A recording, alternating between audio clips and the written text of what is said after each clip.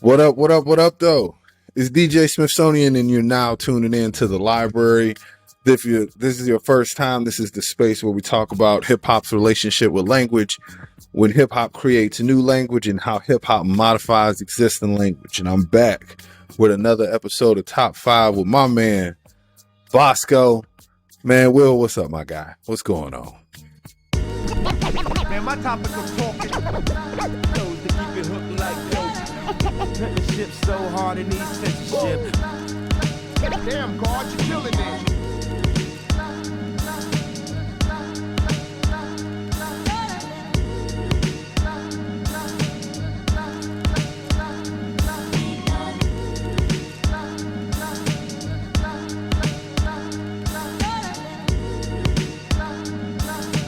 What's going on, man? I'm good, man. Everything's good on my side. How about you? Man, look, I can't complain. Look, y'all missed it. So before I hit record, like we was talking all kind of shit. Like we was talking some of the parameters that we're gonna talk about in this episode. We were talking about like what needs to be included, like what makes a cheat code in the game. So today's top 5, we talking about cheat codes. So like I got my video game themed shirt on because I figured that it would be fitting for the discussion today. So if you're a little bit older, like Will and I are, like you remember the days where you had to, pick up the Game Informer. You had to go ahead, get your magazines, you had to look it up, you had to find the book and figure out what the cheat codes were. Because you put in the code before you even start the game, and that might turn the blood on Mortal Kombat, might give you infinite lives in Grand Theft Auto, and all of that shit. So like, what is the cheat code? I mean, obviously nowadays you could just buy the shit. I know with the new Mortal Kombat, like you could just buy the characters like, hey, for an extra, right, $30. Like you get your favorite scary movie guy to play against Sub-Zero, which I mean it's cool. Like, hey, go ahead and make your money. I am still playing NBA Jam, by the way. So you ain't gonna get no money out of me. And so, but we talking about that, and we talking about cheat codes in the game. So like, what is that artist, whether it's a producer, whether it's an MC, whether it's a singer, that's going to take your song to the next level? What's the one that's going to guarantee a hit? Like when you drop this sucker, like who are the people that you going to call on? And before I hand it over to Will real quick, one of the things that we were talking about was, do we incorporate the new school in this? And if I may be candid, they can sit at the kids' table. Like they can sit at the kids' table, because there are plenty of people who are a decade younger than Will and I that are talking about the new school and having discussions about the new school. This discussion is for us. We are at the grown folks table, so we're going to be talking about people that we've been listening to growing up. We've been talking about people that we listened to in high school and college. We're going to talk about people that have storied records in the game. So, if you're looking for little so-and-so that just came out 10 months ago, then they get the kids table. So, Bosko, before we even start talking the top 5, let's talk about cheat codes. So what do you think is important for like a cheat code artist? Like you are sitting there, you are in the A&R producer's table, and they figuring out what the next thing to do to this song, and they need somebody else. What's the criteria? What makes this person a cheat code? For me, it's body of work.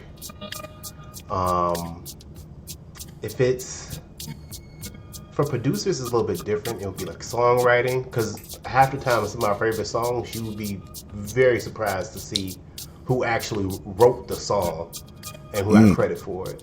So those two things I think are really, really important. After that, I would go with honestly, if they've had hits before. Like, I ain't trying to put nobody on there that's just maybe had like one hit or two hit. I'm looking for somebody who's had 3, 4, 5, been on the top, 100 Billboard or nowadays streaming. top 100 in that. So that's Yeah. what I will be looking for. But for our generation, it'll definitely kind of be like billboards. Unfortunately, as Jay-Z would say, like, we still looking at billboards. So yeah, no, we ain't trying to do that. But yeah, that would be my criteria for sure. Oh Now, yeah. after that, it depends on, again, what kind of music am I doing? Am I doing like R&B, or am I doing hip hop, or am I? That also depends as well. Yeah, I always loved like the dynamics when you had, you know, like an MC get on an R&B record for like a remix, or vice versa. Especially when it's somebody that don't really like fuck with R&B. Like if you a straight up hip hop or rap artist and you ain't don't really have no singers on there, but you get that all-star singer to come through with the pipes real quick, you know, to hook your hook up, or you know, like the R&B singer that's like, all right, well, I want to kind of expand, and then, you know, they do the hip hop remix where, you know, they add more of a boom bap to the beat or add some 808s to it, and then, you know, you have that dope MC like come through, you know. So Mariah Carey was always the one to like feature some MCs on a remix. You know, and he's not on my cheat code list, but I'm gonna bring up like ODB, because like how he started that song, me and Mariah, babies with pacifiers, like it was just one of those, like, you weren't expecting to hear Dirty on that, and I think he just took that song to the next level. And you know, I mean, Joe Budden, he tells the story about like what happened when ODB was like filming the video or something, and how crazy it was. But I mean, even just as a cheat code, another one, I don't remember where I heard this from, but ODB was not supposed, I don't think he was supposed to be on Ghetto Superstar. Really? It was something that I was reading, I was listening about, because I can't say I was reading about it, because nowadays everything is on like Instagram or TikTok, and it's just like people having conversations like this. And they were talking about how like Praz and Maya were recording Ghetto Superstar in the same studio that ODB was in. And then ODB was like, well, what the fuck are y'all working on? And then he came over there and then dropped some verses, which is crazy to me, because if you listen to ODB's verses on Ghetto Superstar, he tells the plot of the movie. Yeah. Like his bars tell you what happens in the fucking movie, which, and I got to give a shout out to Miss Picciarino and the fam over at What We Watch. They're another podcast. They are another group under the Appraise the Phrase team, and they talk about movies. And I've been like sending her little button cues on Twitter, like, hey, we need to do something. We need to talk about like hip hop and soundtracks, because I think like Ghetto Superstar and then of course Straight Up Menace, those are like the two songs where like the MC like really like breaks down the plot of the fucking movie. So shout out to What We Watch. Shout out to Appraise the Phrase, our sponsors in this whole thing. And I'll be remiss if I do not mention the other sponsor, Rap Geo. So Rap Geo, or the Hip Hop Map Project, is something that myself created, and I make hip hop maps. I make maps based on geographic locations that are dropped in bars. Check that shit out. You know, it's all on the Twitters, all on the website, rapgeo.net. But yeah, like, so I think about like ODB, like that's just an unseen cheat code, because like he came through and he stole the show on that thing. Yeah, basically. So I think that's, I don't know, man. That's one thing that you got to worry about with a cheat code, though. Like, because if you get somebody too dope, like, do they renegade you? Do they do it? I don't know. How do you feel about Renegade? Do you feel like Eminem murdered Jay-Z on his own shit?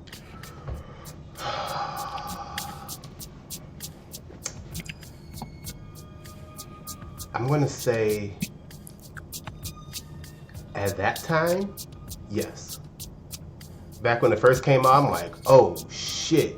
I'm like, my personal opinion, you just took that L from Ether, and then Eminem came on your shit and just destroyed it. So I'm like, dang, dog, come on. It's 0-2. But now, I think it's more even. I'll say it's more even. But that's almost 20 years now that I could finally say, that's kind of even. But at that point in time, I felt like Eminem just came on there and was like, flame on. Man, I miss the day, like, and I am an Eminem fan, and I think that unfortunately, stans make it hard to be an Eminem fan now. True. Because like Eminem's got some rabid fucking fans, and like and they're all like the Eminem is the best technical rapper, and like they're all like these dirty individuals on Twitter that ain't took a shower in 40 days or whatever, and it's like Eminem is a dope MC. Eminem is a dope MC. I respect Eminem for understanding where he sits in hip hop as a white man in hip hop. So like I don't really give him too much shit. But I mean he's also really dope, and like I think at that point in time, like Eminem was fucking unstoppable. But now getting back to our topic, would he be a cheat code though? Because technically by himself he was that guy. But if he went on somebody else's stuff, like I said, Renegade, yes. But other stuff was kind of like, I don't think he was a cheat code because you got to have consistency as a cheat code. Like you've got to be the one to pick up that phone, and I don't think Eminem did that. I think there are some places where it shines. So Renegade was one, Dead Wrong was one. Like Dead Wrong, like that verse is insane. The 7 different levels of devil worshiping, horse of sex, human sacrifices, cannibalism, and exorcism. Like that shit was insane. That shit was insane. So, but like everybody wasn't like, man, I need Eminem on this remix. That's what I'm saying. Like it wasn't that for him. So I don't think he was a cheat code. I think he's one definitely that you want to watch out for. Right. Because like if you get Eminem on a track, and now it's a little fucked up because now he's doing a lot of features. Yeah, he's doing a lot of features now. He's doing a lot of features, and like they're good features. Like his feature on EPMD with Nas was freaking great. Like he's doing free features with like a lot of young MCs, and I think that's good. That he's showing young MCs love, but I mean it's not like, oh my god, like I gotta get Eminem. I gotta get Eminem. I gotta get Eminem to make this track, a hit. But yeah, I got what you're saying. Yeah, so I think and that's what made this list so hard, because I was trying to figure out like a feature versus a cheat code, like where that body of work comes from. So I'm gonna ask you another one. So what's a better cheat code? Is the better cheat code a featured artist or a featured producer?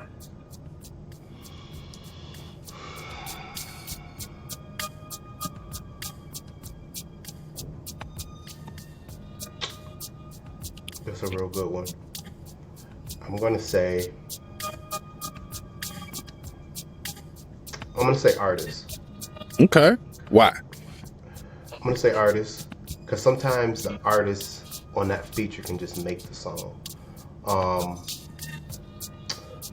For instance, I'm getting into a little too early, but Nate Dogg was a cheat code.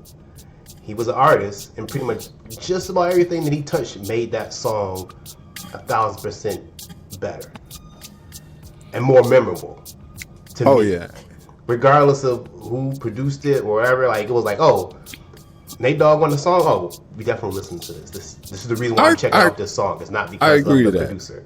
So for me, I would say it's the artist. Even though it's some producers out here who's like, oh, they did that, I'm checking it out. But he's one of the main reasons why I say artist. For sure. I agree. I think long term it's about the artist. I think with the new school now, it might be the producer. Yeah, I was gonna say new school was probably the producer. Because I mean you got a lot of these cats that have been like using their producer tags. So like Metro Boomin, right? You know, so if you hear that, if Young Metro don't trust you, I'm gonna shoot you. Like his fans immediately are like, this is gonna be the one. This is gonna be the one. Was it Take Heed? Is he the guy Take Heed? I don't know these niggas' names. Take Keith. So he's a producer and he does a lot of the new stuff now. Okay. So that looks like he did Sicko Mode. I'm looking through his discography now because like I don't know much about the new school. We told him they still sitting at the fucking kids table. Right. So he did Pound Town 2.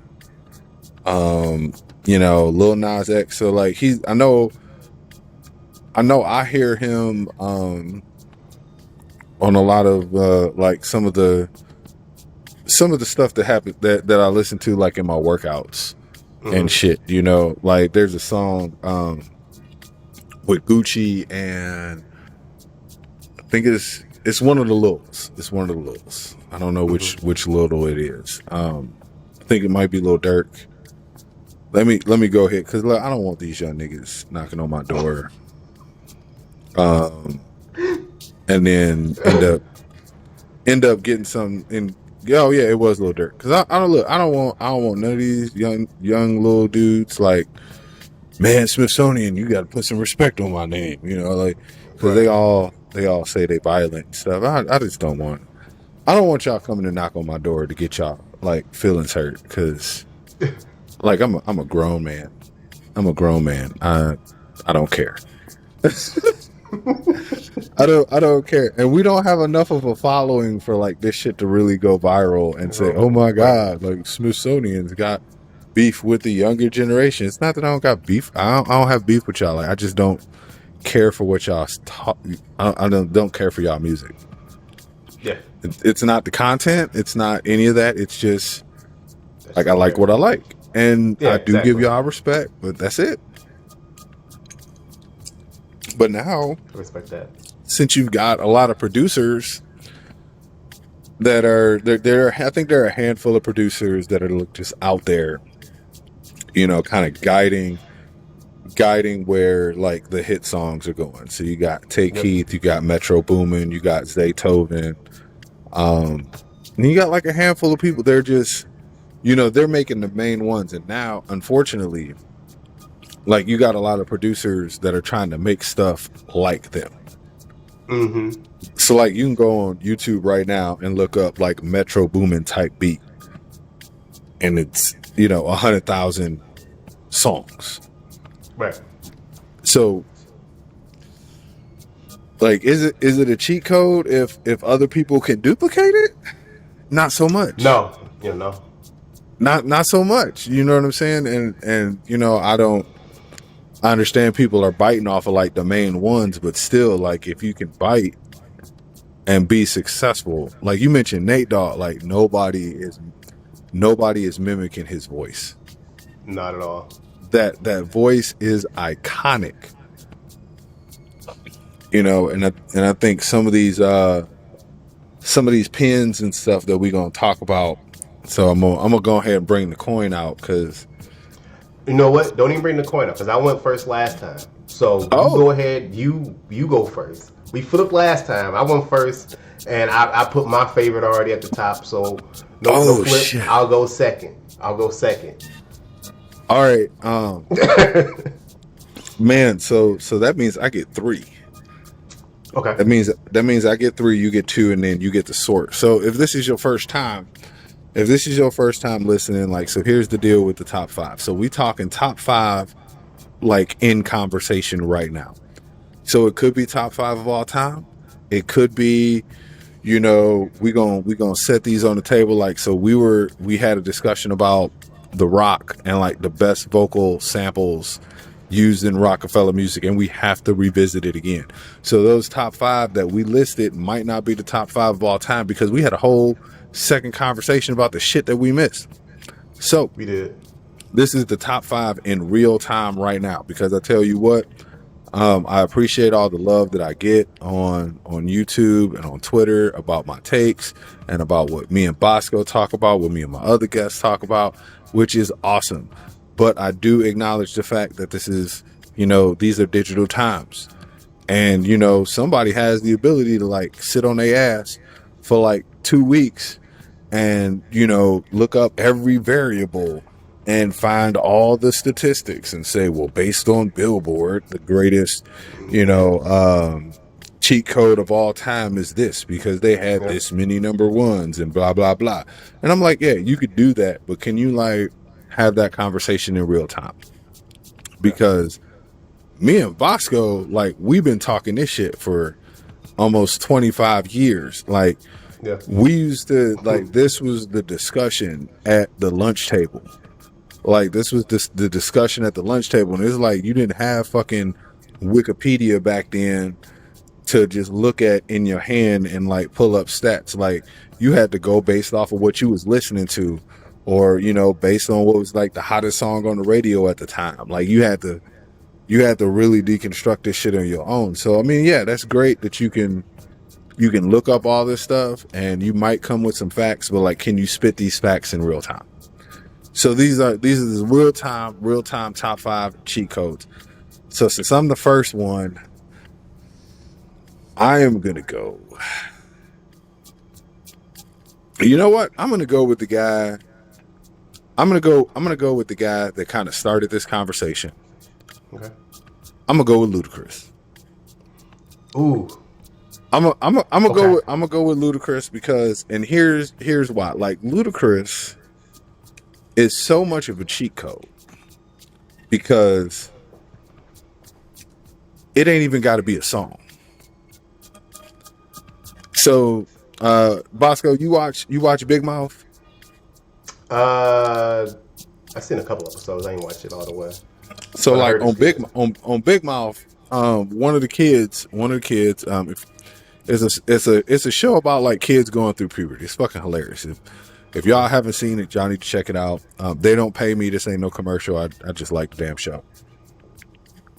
But one of the kids has a dog named featuring Ludacris. Because of how dope this man's features were. Like, you talking like early 2000s, like, you needed Ludacris. If Ludacris showed up on your song, it was curtains. Like, you already knew it was gonna do numbers. So, like, I got some of the songs here on my laptop, but some of the early ones from, like, all right, so Fatty Girl. When Violator, it was Violator had everybody in the FUBU shit with LL and Keith Murray. Let's talk about like the stuff that he did with Missy, because I mean he was on 1 Minute Man, he was on Gossip Folks, Lil Jon, Trina's had him talking about remixes. A. Marie's Why Don't We Fall in Love remix. Sierra with like, this man had some hammers. Fergie got him on the Glamorous song. Let's not forget about the Usher, Lil Jon, and Luda. When we go from like Lovers and Friends. Jamie Foxx featuring Ludacris, Unpredictable. If I Take One More Drink, just like, look, Justin Bieber. And one of my favorite justifications for Ludacris is for DJ Khaled. So DJ Khaled dropped I'm So Hood and the I'm So Hood remix. And on the remix, Ludacris said, "I'm so hood that I should have been on the original version." And then for the DJ Khaled's next album, when he puts out "All I Do Is Win," Ludacris is on the original version. Yeah. And he mentions that now I'm on the original version, and like that I mean, that just shows how powerful. Like, if you had a Ludaverse, you know, in like 2000 to like 2008, like it changed the game. And I mean, he still continues to do his thing. Like, he's still doing great features, but I mean, they're fewer and far between now. And I think that's just because he's on like Fast and Furious, like number 18 or whatever. I think he's trying to pick the music career back up because he got his braids back. I'm like, oh, so I think he's trying to go back to. What? Oh, he got the braids back? I've seen him in a few commercials now, and I'm like, he got the braids back. I'm like, is this 2003, 4? I'm like, what's going on? Like, why you got the braids back? But yeah, he got his braids back. Luda with the braids and the blown out afro. Yeah, I've seen that a couple times too. Man, look, you couldn't say shit. You couldn't say shit to him. Like, he was one of the ones. Like, I wanted to have hair like that. I wanted to fro that immaculate. Like, I was getting my shit braided and then taking it down just so I could keep the part in the middle.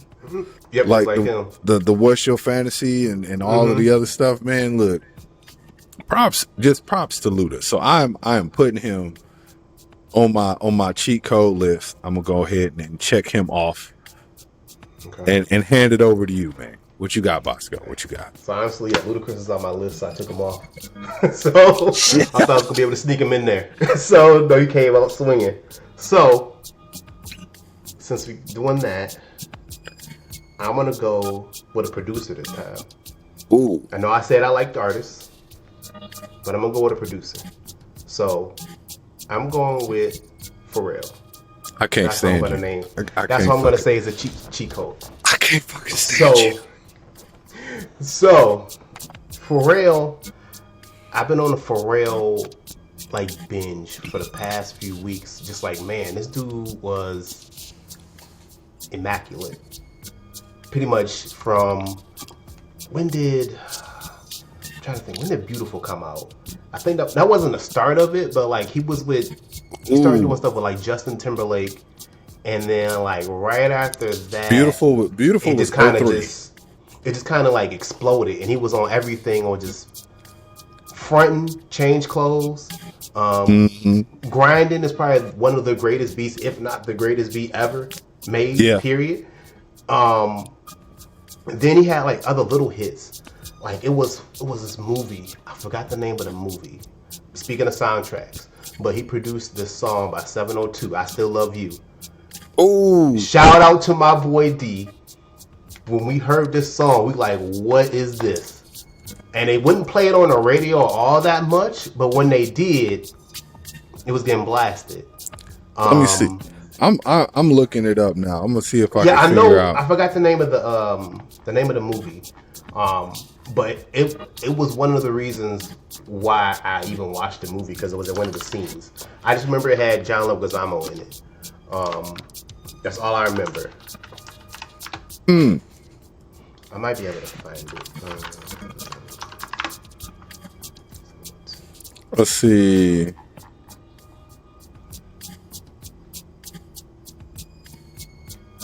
Yeah, I don't know. Because I think I know what you're talking about. Was it, it wasn't Empire, was it? No, it's old. Oh, yeah. Empire, wait. Empire 2 World. Yeah, it was Empire.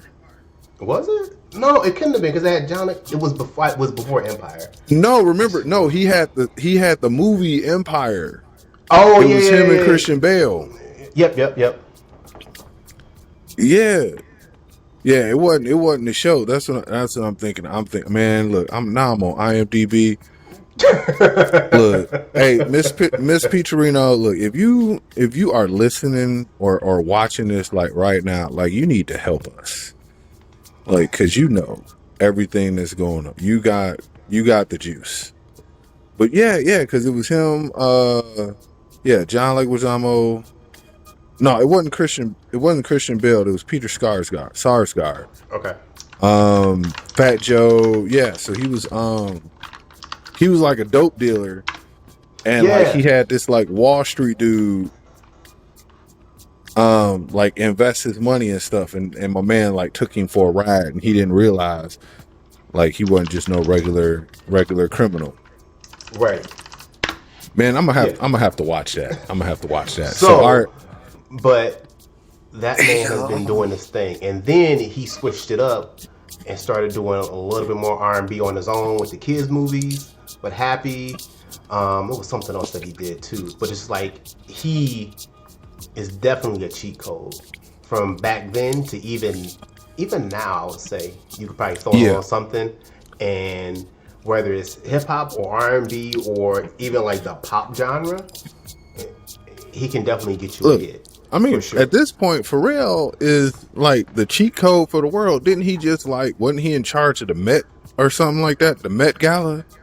I think so. Like, I remember Billionaire's Boy Club. Like, I was trying to get that stuff. And I'm like, how much is this? I'm like, oh, never mind. I'm good. Oh, yeah, Billionaire. Everybody was trying to get like Gucci and Louis. I was like, I want some Billionaire Boys Club. But it's out of my price range. So I gotta look, man. So Pharrell was on my shit too. Like, and some of the other shit about Pharrell. So, you know, you talk about Justin Timberlake, but like he was also producing shit for Britney Spears. Like let's not forget about, you know, the shit he was doing for Nori. So, cause Super Thug was like the first time that I like heard the Neptunes, heard Pharrell, and I'm like, man, what the fuck is that? Like this shit is amazing. And then another fun fact that I'll bring up is, and I was actually telling this to my fucking boss. So my boss, I don't know why Rump Shaker was on his mind. Maybe he like seeing a fat ass on the way to work. But he was walking to the copy. He's like, y'all remember that song? Like, you know, like all I want to do is zoom, and boom, boom. I was like, yeah, I remember that song. Like, hey, fun fact: the guy who's behind some of that song also produced like Happy, the Despicable Me song. He was like, what? I was like, yeah, it's the same dude. And then the other one I want to add is SWV. The Right Here Human Nature remix. So Pharrell's been on. So I found that out. Not to cut you off. I found that out like 2 years ago that he did that. I'm like, get the fuck out of here. No way. Yeah. No. Yeah. And it was supposed to be like a whole rap, and then they just took all that shit off and was like, nah, this SSWWUB, like, nah, that's the shit. That's gonna take this shit to the next level. Like all he did was just repeat 3 letters. And it took the song to the next level. All right, so are you putting Pharrell above or below Ludacris? I'm gonna put him above Ludacris, just because I think Ludacris is coming back. Again, like you said, consistency. He's been pretty consistent from the beginning to even now. Like I said, Happy just came out a couple years ago, and that was still just like a #1 banger.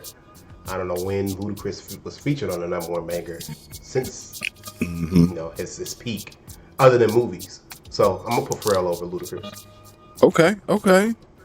So let me see, where am I going? Where am I going for the next one? So I am gonna put this artist under Pharrell. Okay. But over Ludacris. Okay.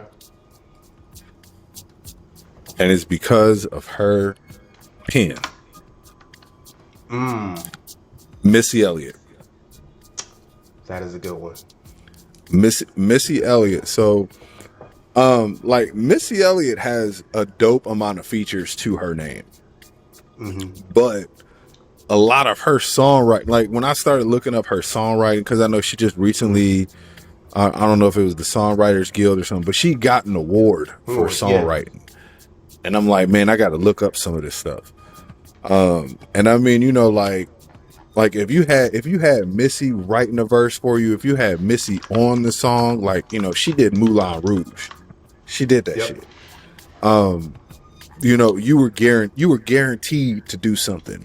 And she did do a lot of her own production, Yep. which is it's unheard of. Like, she did a lot of her production, or she worked with Timbaland on her production, you know, and it was more of like a collaborative thing, and not just, you know, like Timbaland just like, hey, giving her a beat and say go wreck shop. Not like Right.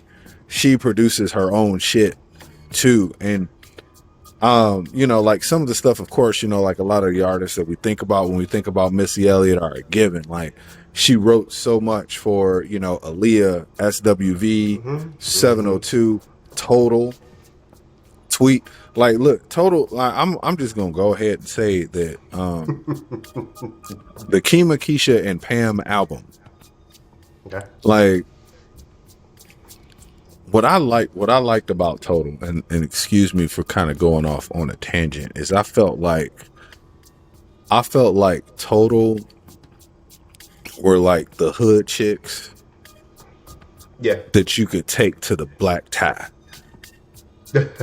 You know what I'm saying? Like I don't know, man. I just felt like all of them were fucking amazing looking. And it was like, shit, man. Like, cause you know, like they, like deep down, they some ghetto queens, but damn it, they some classy motherfuckers, boy. And the Kima, Keisha, and Pam album, I mean, it dropped in what? Let me see. Let me look. 1998. I'm 12. Like, I'm figuring out about myself, about my life right now. You know, I'm going through the changes, you know. Shout out to Big Mouth again, you know.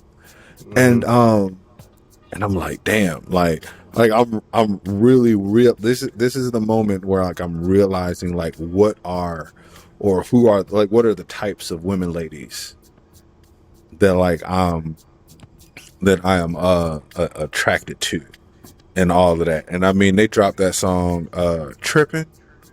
Man, look, like, spilling. They got they got the glass floor with the camera rolling, and like the bathtub and shit. Man, look, nigga, like, I just want to say that video put me in a space that I was glad to be in as a young man.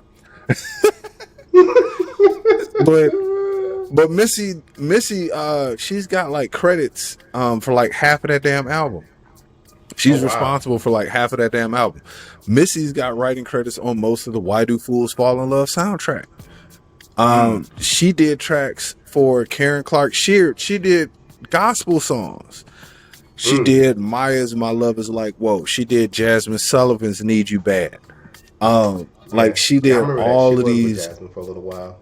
All of these joints. It was like, even if you didn't hear Missy, you heard Missy, because I mean, she also did, like, and I wonder if she like learned this shit from Diddy, because I know her and Diddy were close very early in their careers.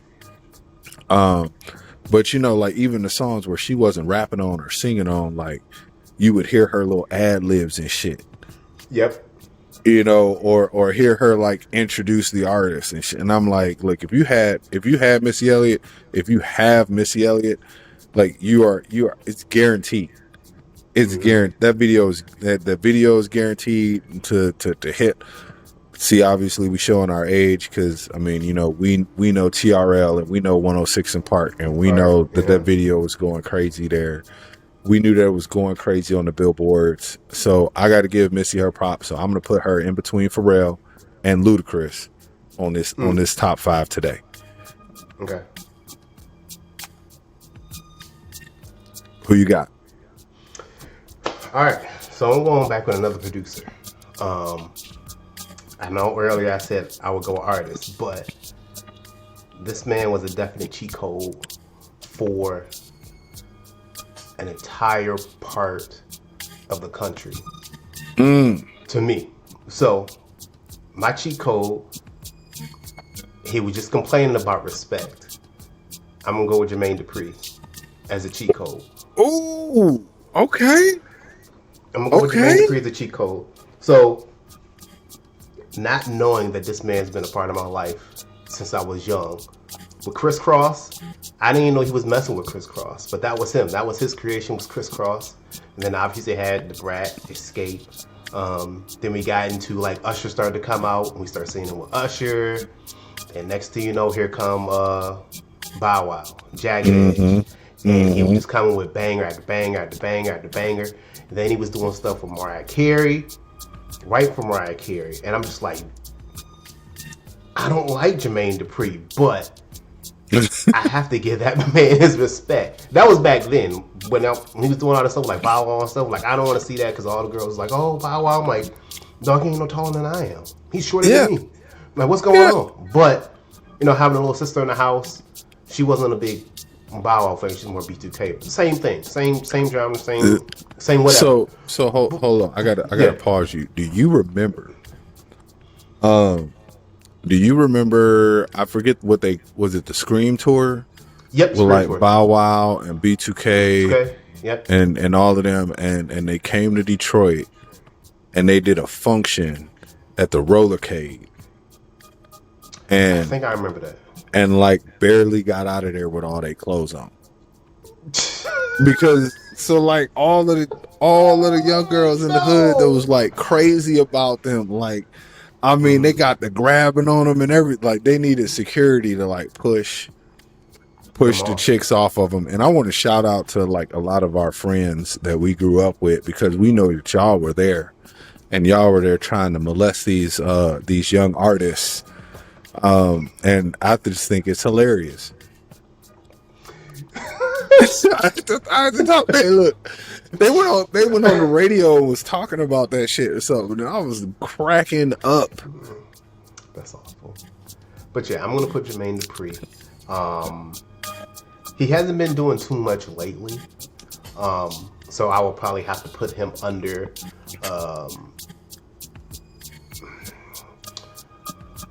I don't even know if I want to. Because, see, he was responsible for some stuff that Ludacris is on as well. Yeah. Yeah. So, I'm going to put him over Luda. You're going to put him over Luda? I'm going to put him over Luda, but right under Missy. Just okay. Because he hasn't been too current. But he did do his ad-libs for that Usher and Ellie Mae song. Mm-hmm. And I thought he produced it, but I didn't see any credits. Maybe he did, but that's a banger song too.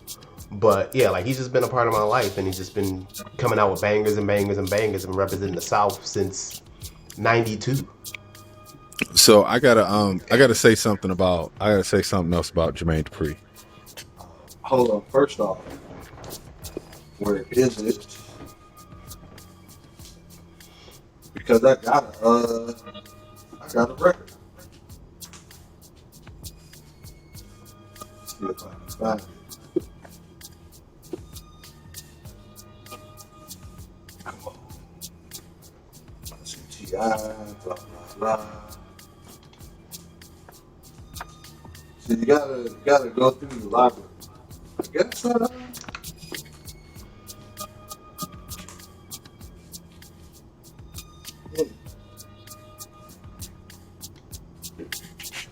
I don't know where it is.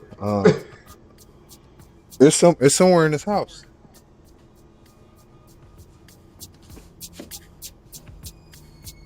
Maybe I got it in the compilation.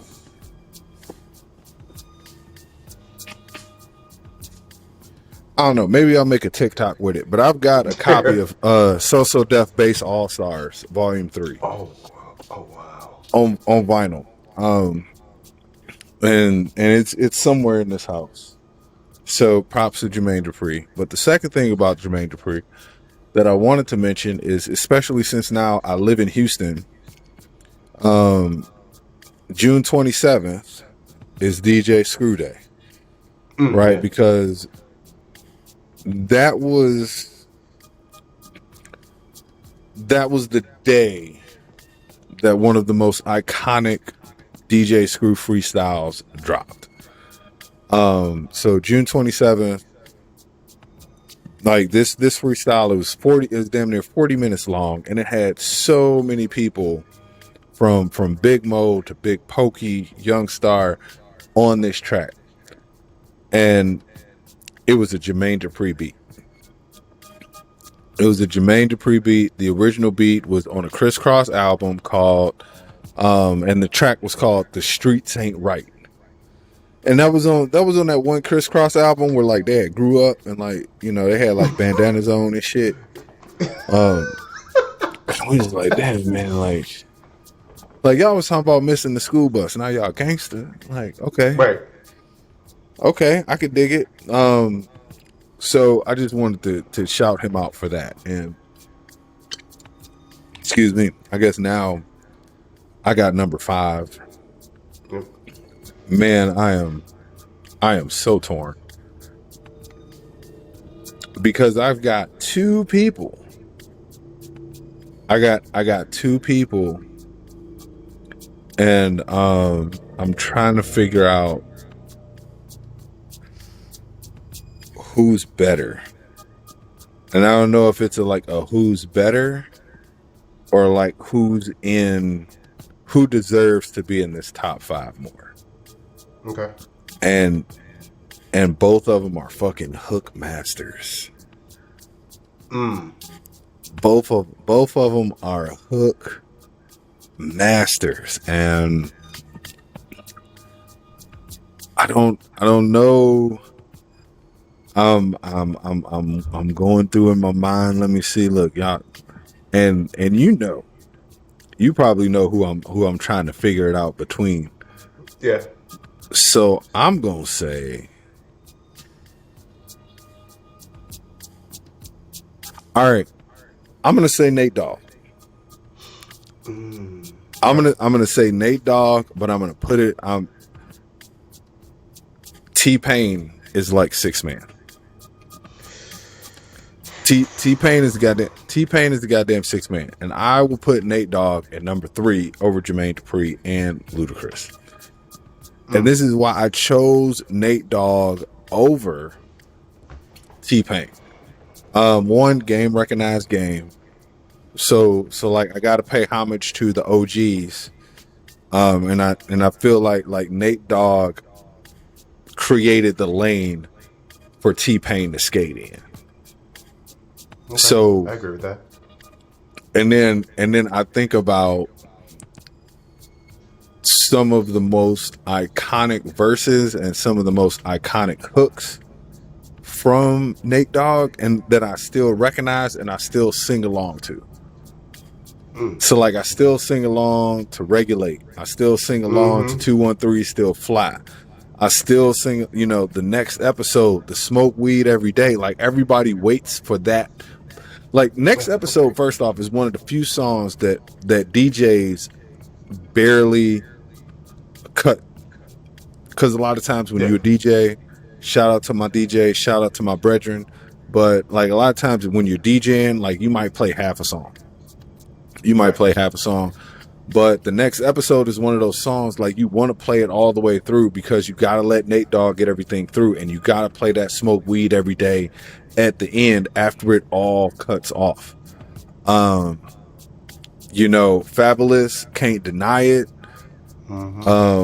Even and one of my favorite and another reason why I'm gonna choose Nate Dogg is because Nate Dogg really kind of covered a lot. Like a lot of times it was mostly like West Coast shit. When he first came out, like his Death Row, DPG, you know, all of that. But then he started crossing over and banging with other artists, and then by the time like right before his untimely death, like I mean he was being banging with like dope MCs and underground MCs that we wouldn't even think about. Like, so I think about like Obi Trice. And Obi Trice is the setup. First off, like if you are a young man in the world today, like you need to listen to that song, because you need to reevaluate your circle right now, because I guarantee there's one person in your circle that this song relates to, and it might be your lady. It might be your lady. It might be your lady, or it might be one of your homeboys that's gonna catch the drop on somebody else because somebody done told him like that whole song was crazy. But oh no, with Mos Def and Pharoah Yep. Monch off was that Lyricist Lounge 2? Yep. That song is one of my favorite songs ever, and a lot of it has to do with Nate Dogg. Like, because he not only did he have the hook, but he switched up the hook in between the verses. And I was not expecting to hear Nate Dogg. Like, I was expecting, like, when I heard, Lyricist Lounge, you like, I'm a fan of Lyricist Lounge, I'm a fan of Sound Bombing. I will say this. I wanted to be on Ruckus Records when I was like a young MC.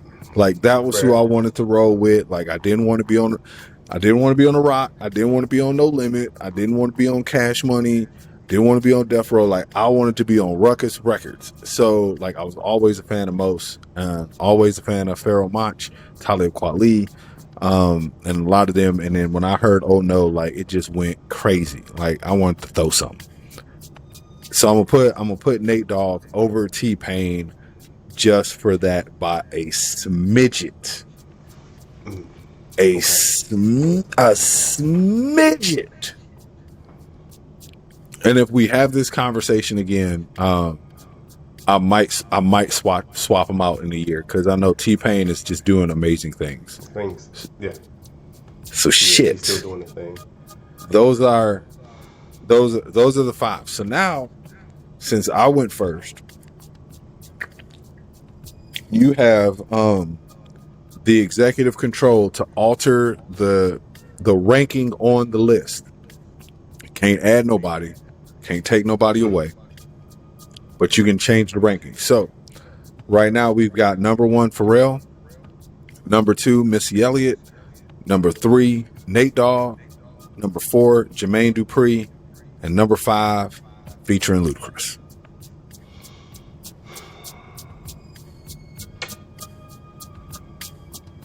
There's a couple more people I want to add, but I know I can't add them. We're gonna go over honorable mentions after this. Okay. I feel like we got to. Yeah, we got it's some people that I want to honorably mention.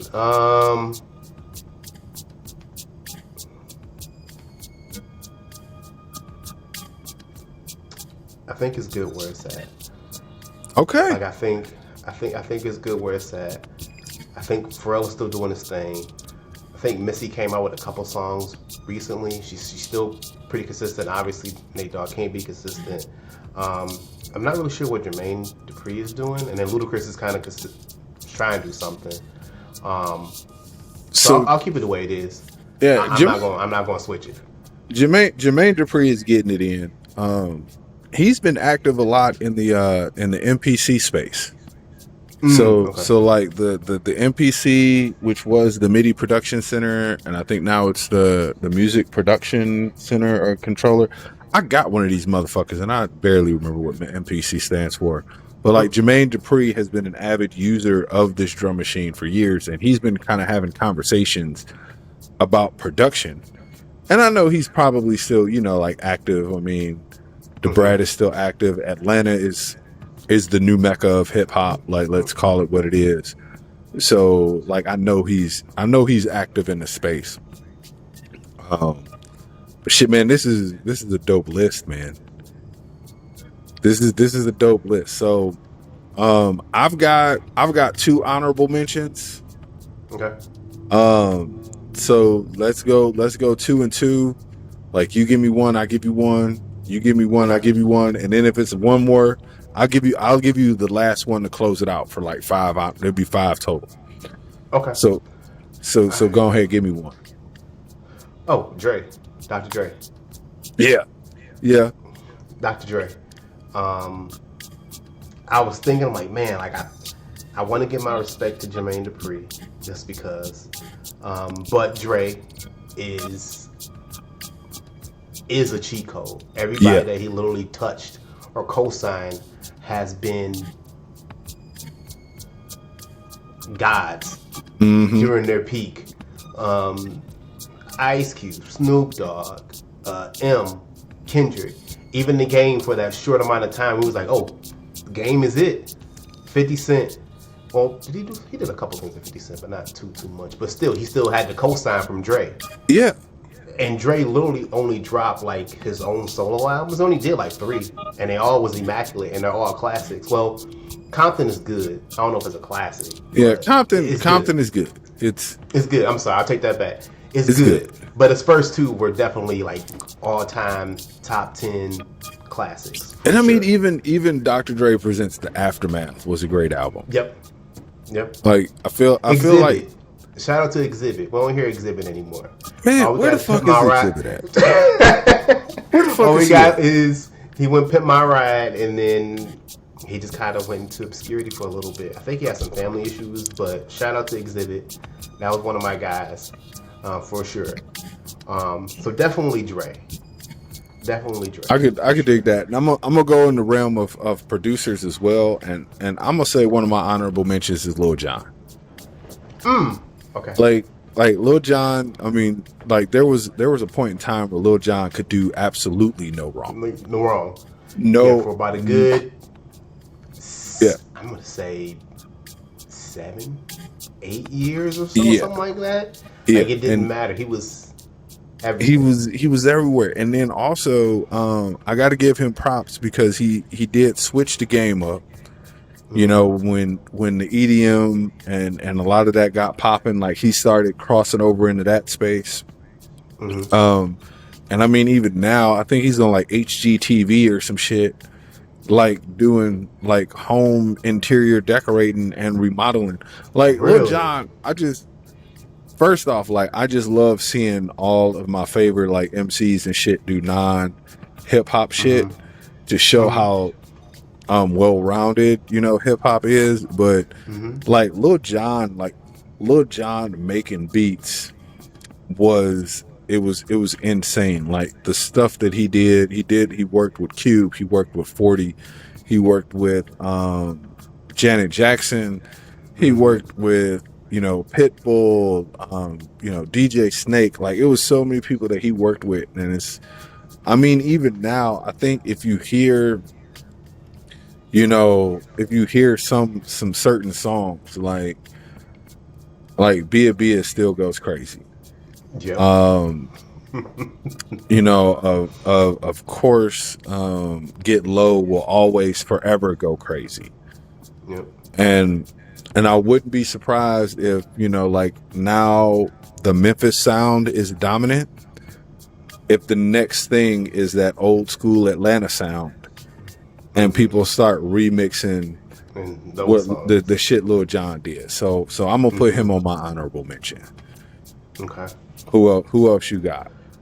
Oh, well, he was prominent in our first podcast. So that will be Kanye, for sure. From about 2002 till I mean, present's kind of whatever, but he's still the man. The soulful sample, that was all him. He made artists, I'm not gonna say relevant, but brought a bigger spotlight on them. Like I was just listening to Slum Village the other day. Selfish, and I'm just like, man, like this track is just so good with the John Legend, and then he gets on there and just spits, you know, a pretty phenomenal verse. I'm just like, man, like he just could not do no wrong for whatever reason. He just like, you know what? Oh shit! I made so much money. I'm just gonna do whatever I want. I don't care because you can't tell me nothing. So I'm definitely gonna put Kanye as an honorable mention for sure. So where the fuck is it? Where the fuck is it? Ha. Fucking selfish, nigga. Got that bitch. And look what was next to it. Look what was fucking next to it. Oh wow, there we go. Social Death Volume 3.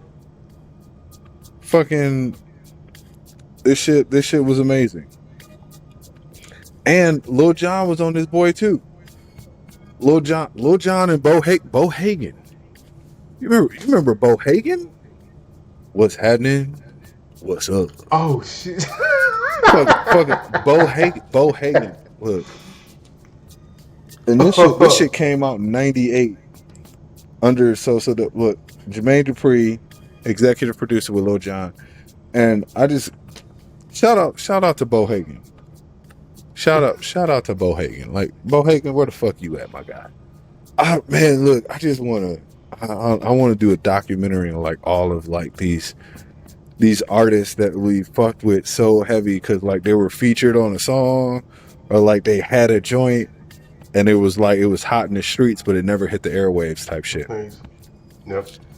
And so my last honorable mention, because I'm not gonna count T-Pain because I counted T-Pain as like the sixth man.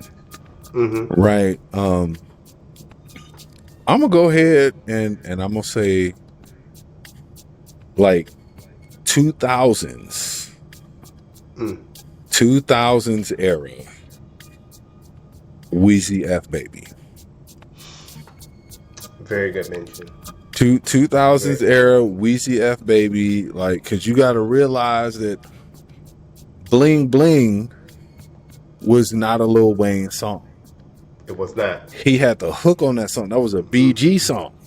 Mm-hmm. That was a BG song. And I mean, like, we could look at all of the stuff that he did to elevate Birdman songs. I mean, he's songs with Trina, Chris Brown, I'm Going Down. He did a lot of the Lil Wayne stuff. Touch It or Not is a top 50 like hip hop song. Cameron and Lil Wayne. Like, that shit was great. This shit was fucking great. His verse on Hollywood Divorce. Amazing. Lloyd and Lil Wayne, You. Yep. Amazing. Like Lil Wayne, like props to Lil Wayne and I don't know. We might have to do a top 5 on song hooks because Duffel Bag Boy is a top 5 hook of all time.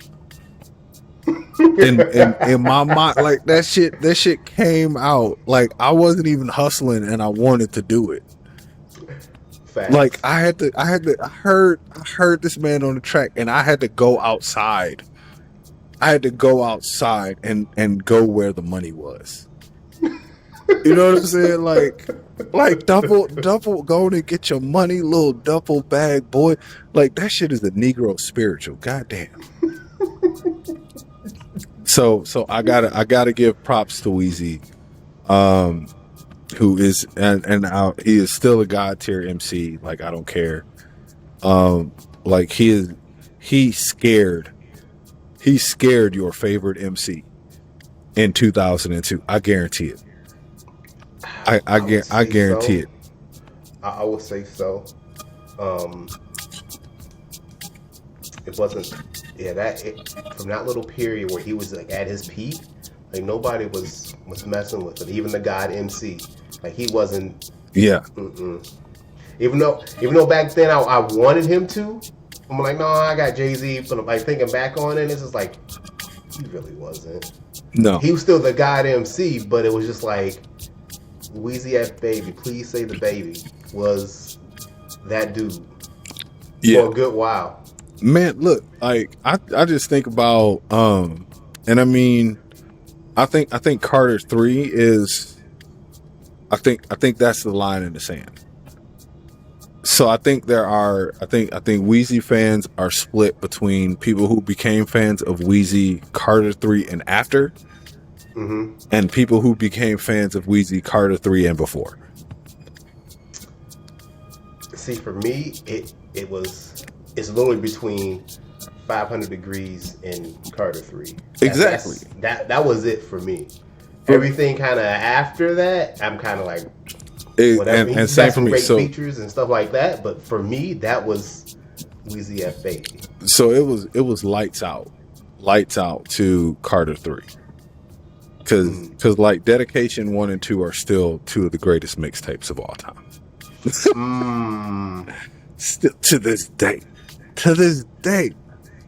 And I mean, you know, like everything he did after Carter 3 was, I mean, it was good. Like he had some great albums, he had some great mixtapes. I think after Carter 3 was really, you know, like I think No Ceilings dropped after Carter 3, which, you know, is still like a phenomenal fucking mixtape. And I think that solidified the fact that if you heard that lighter flick on your own instrumental, like you might as well just put that song up. like don't even promote that song anymore. So I think that's valid. All right, last honorable mention is on you, Bosko. What you got, man? So I'm gonna do something unique here in this situation. I'm gonna put the onus on you. I want you to flip the coin, heads or tails, and let me know where it lands. All right. Yep. All right. So the coin of the day, it's actually a makeup of the John Wick coin. Okay. So you know, in the John Wick movies, they got their own currency. Yep. So we'll do heads as this lady here. Okay. And then tails is the lion, since the lion has a tail. All right. All right. So, what you got? I'm gonna go heads. It's heads. All right. So for me, what I was doing was heads, DJ Drama, tails, Drake. So if it had went on tails, that would have been on you for Drake getting into this cheat code, because he technically is a cheat code. He figured it out. Like, he's definitely a cheat code, even currently. He's still a cheat code. But DJ Drama, 2000s, man, that man was responsible for so many joyous times in my life. It was because of this man.